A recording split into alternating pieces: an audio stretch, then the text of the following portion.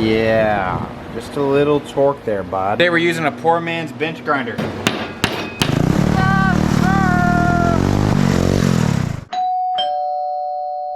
What up, guys? Welcome back to another one. So a couple videos ago, I actually slid right into the back of my buddy and completely torqued the steering mechanism on my drift cart right here. So last time I was here, I got this thing all tidied up, got the engine back in place, and basically did all the maintenance except this piece. This is the piece that is bent. You can tell I completely torqued this thing, and essentially what this does, if you don't know, is it adds angle. So the way I'm able to achieve the wheel turning so much is because of this modification, and in my experience these past 5 to 6 years, this is the best way to do it. Might not have chosen the best material back in the day, but I was working with what I had at the time, and it's made it this far. So yeah, it actually technically still works, you know, still steers the cart, but that's not safe by any means. So I'm gonna jump right into this. I'm gonna get this taken off, and we're actually gonna be replacing this with an aluminum piece. I got this at my metal supply store locally. It is a much thicker piece of aluminum, and I think this is going to be not only easier to fab up, but it's going to be a bit stronger too. So that's sick. So yeah, let's jump right into this mod by taking that apart.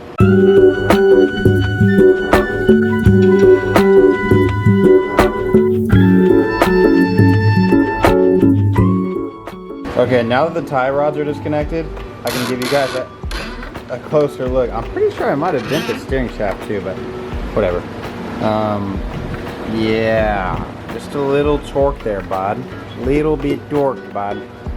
So yeah, I'm gonna finish taking those off, and I'm gonna try my best to use these same dimensions because I think it was just the perfect sweet spot for this cart.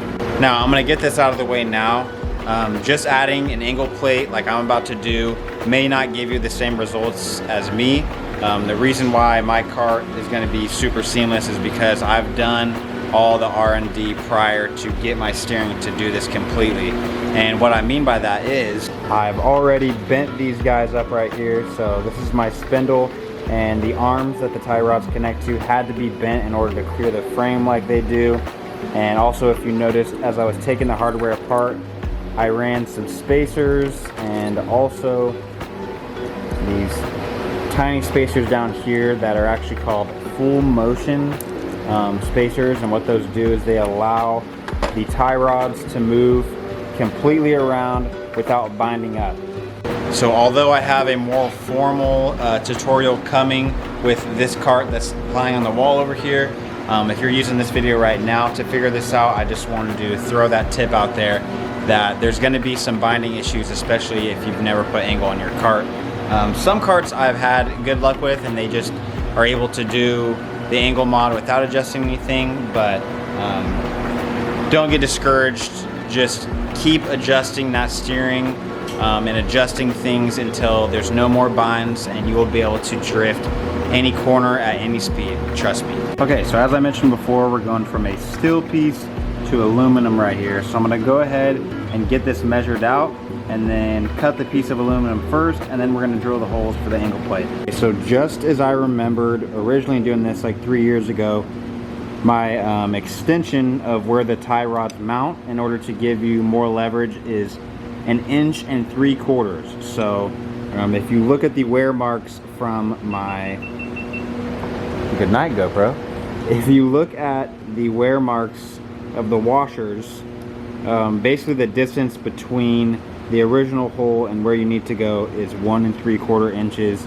That is what's worked best for me, and I've actually used those same measurements on every other cart that we've done this to. So it is basically foolproof and gives me maximum angle, and I think a little bit more too. So that's the key measurement here, boys. You want to get at least 1 3/4 inches more leverage on your steering shaft, aka the pitman arm for my racers out there, and that should be everything you need. Okay, so changing things up a little bit here, I'm going to be cutting this at 2 3/4 just to simplify things.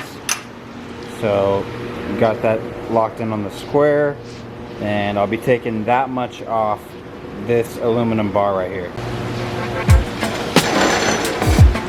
You gotta plug it in for it to work, I guess. The amount of times I do stuff like that is actually insane.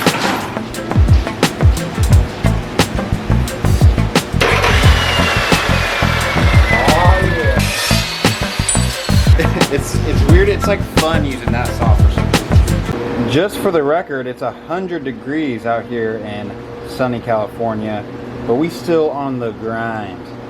It's cool, I'm actually gonna be using this last piece as a template here.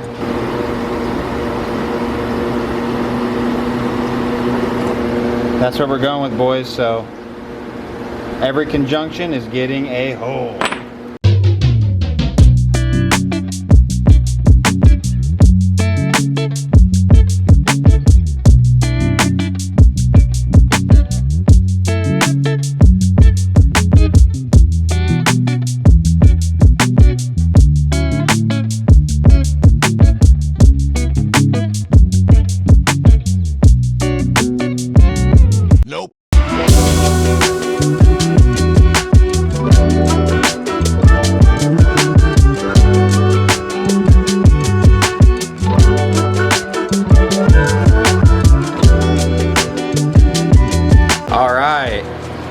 My life fell.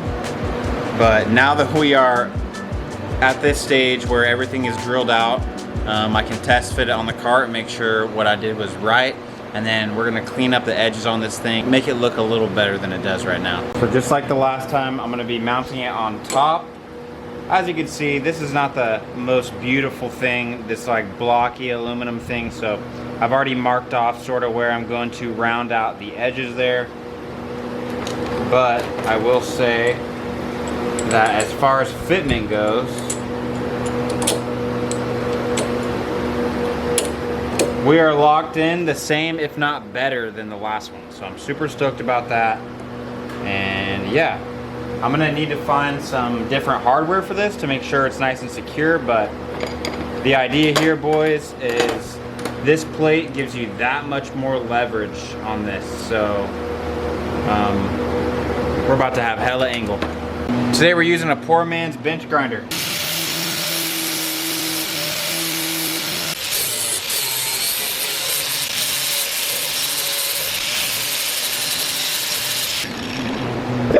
Okay, I don't know how well that was filmed, but pretty dang good. Good enough for me. I am debating on painting this thing because if you guys didn't notice, or if I haven't mentioned it yet, all my steering components are blue on purpose to replicate WiseFab. WiseFab is, as far as I know, one of the biggest in drift components, especially steering. So back in the day, I painted everything the closest Home Depot color I could find to theirs. So I still have that exact can that I use, so I'm really debating on doing it, but I'm definitely gonna get that test fit on before I dive into the cosmetic. Look at this thing though, dude. Pointing the wheels in opposite directions, she needs help. But I'm happy to say that once that angle plate is back on and installed all safe, all she needs is gasoline and some air in the tires, and I can take this thing back out, get some rips in for you guys. Alright boys, we found the corresponding hardware for this new angle plate. Got some conical washers and bolts, looking steezy. Pretty straightforward.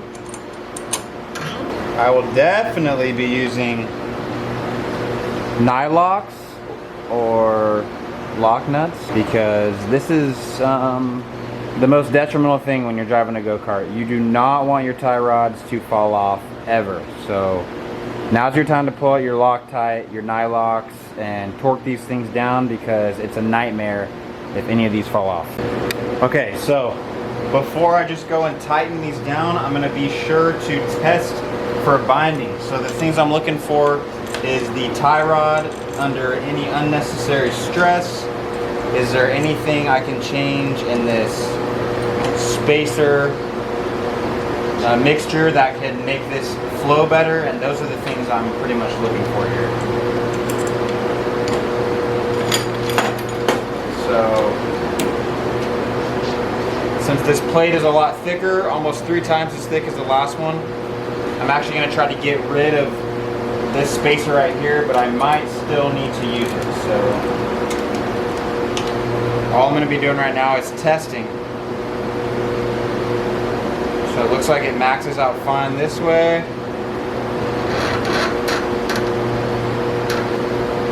Maxes out fine that way too. Cool.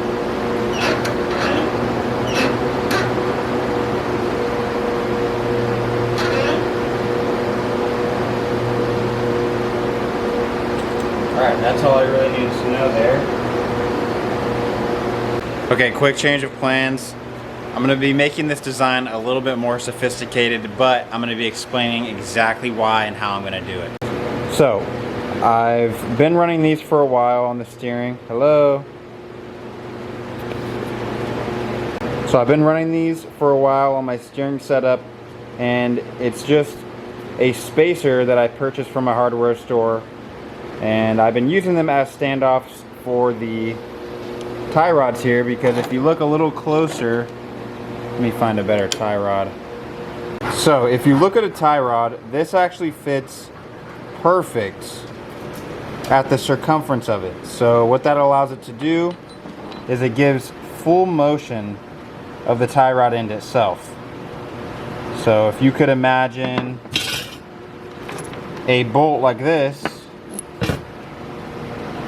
it would max out much faster than having something that's the exact same circumference. So the only real change I'll be making to this is drilling about halfway through this plate with my step drill bit here.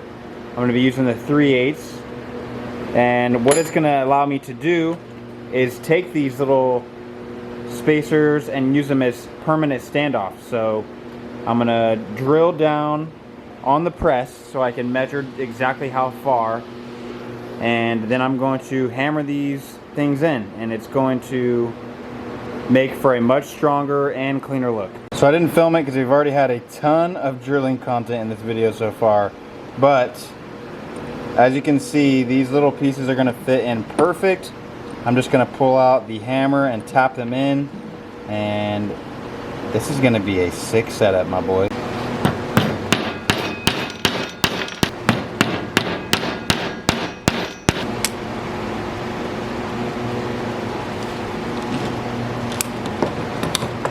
Looks square to me, my boys. Let go. This is it, boys. Got the full motion standoffs in there, so now the tie rods are gonna have plenty of room to move around. Now I'm gonna get this thing back on the cart, and we should be ready for a test. Nylon's locked. Ooh.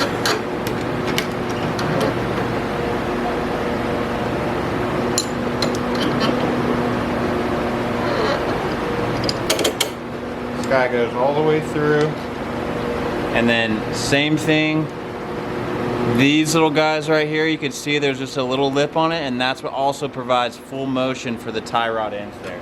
So I'm going to be putting that up towards there and then topping it off with another nylock.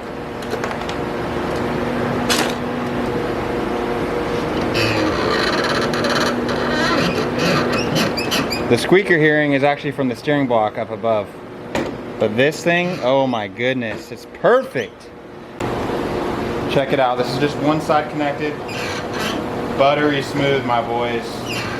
No binding. I'm loving it. I'm loving it. Okay. Look at that. We're back in business.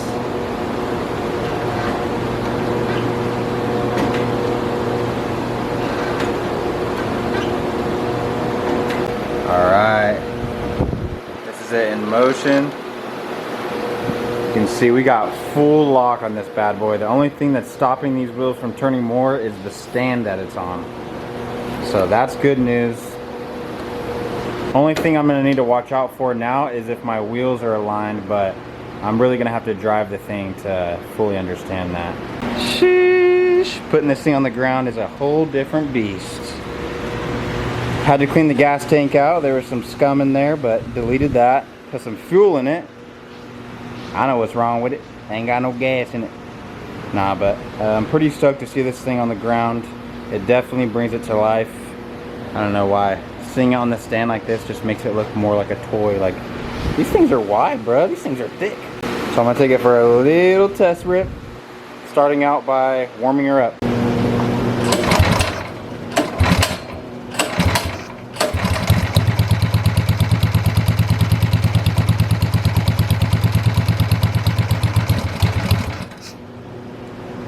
Air filter's about to fall off. Alright, that's a lot better.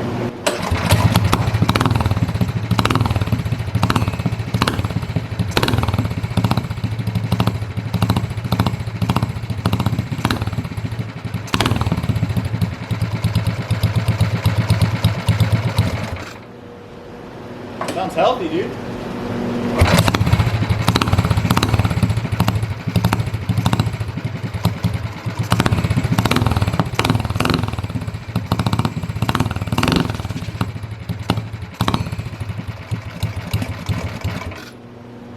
And clutch bolt is falling off.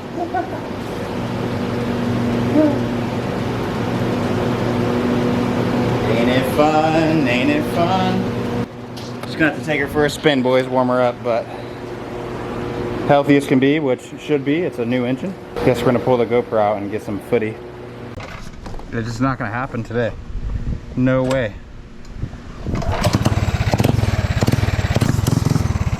I need to remember I'm on brand new slides still, so I'm not trying to crash. Just a warm up.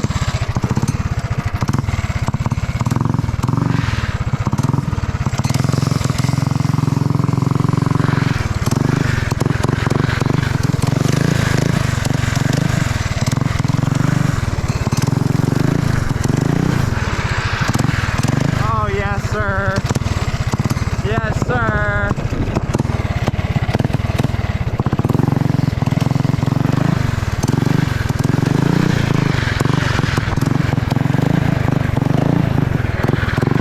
Yes, sir. Oh my God, it wanted to spin out so bad. This new angle plate is already amazing.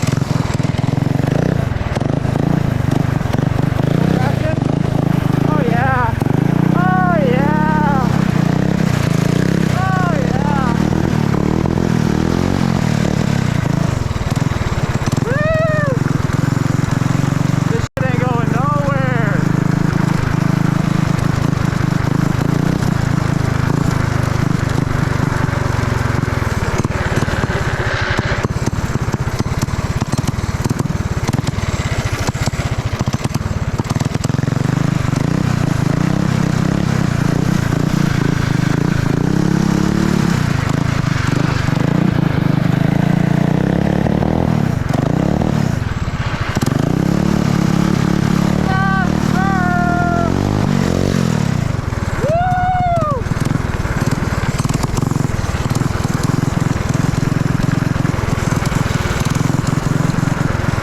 This is amazing, fellas, amazing.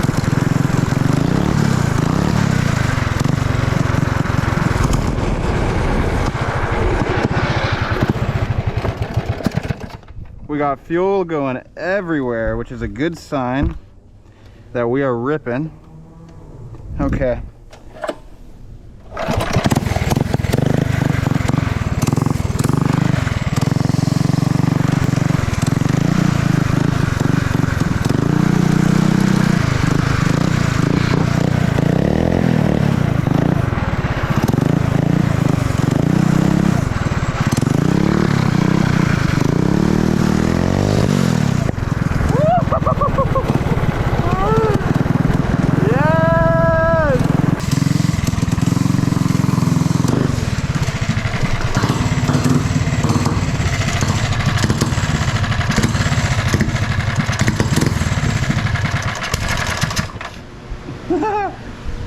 Quick little backfire to end the rip, but hey, love to see all the electronics are still dialed in.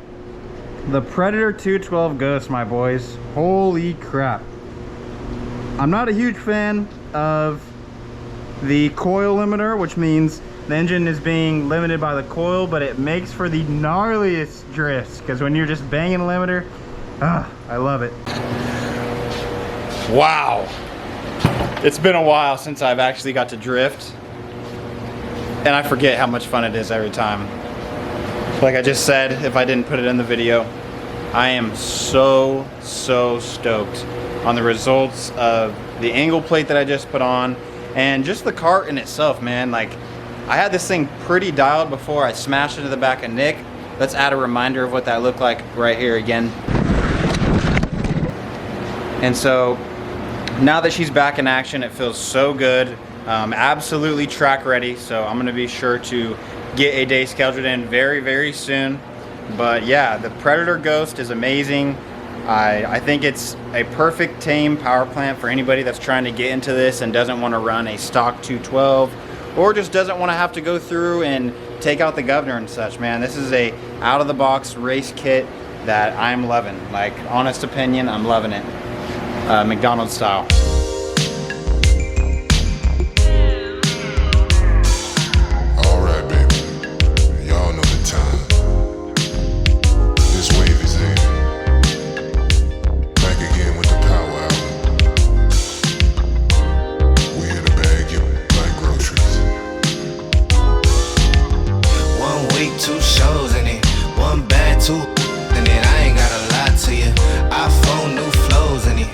Tryna put your nose in it, I ain't gotta lie to you.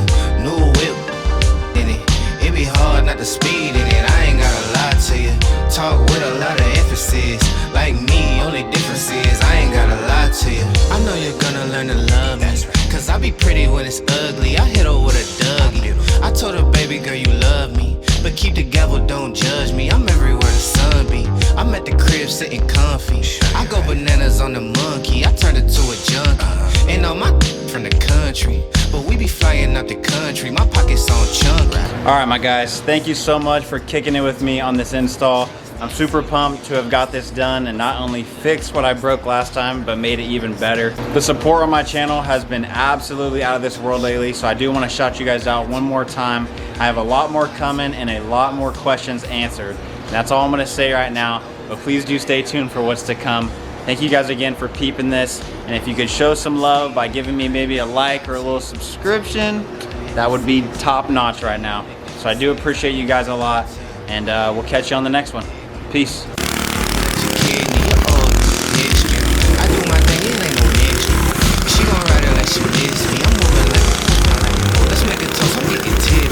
I'm tryna do it like home, tryna do it like